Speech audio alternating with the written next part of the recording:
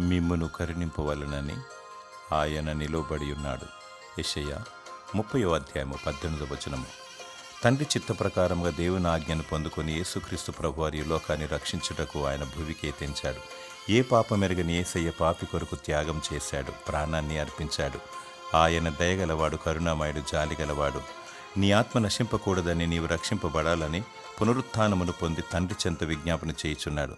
దినమెల్ల తన గాయపడిన చేతులు చాచి నిలబడి ఉన్నాడు. యేసు నిన్ను ప్రేమించుచున్నాడు. ఏ ఒక్కరు నశించడం దేవునికి ఇష్టం లేదు.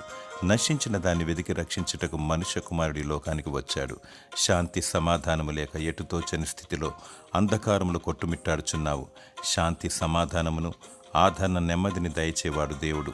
యేసు చెంతకురా, ఆయన నిన్ను కరుణిస్తాడు. దేవుని స్తుతించు. దేవుడు కరుణ కటాక్షములను కిరీటముగా నీకు దయచేయునుగాక. ఆమేన్.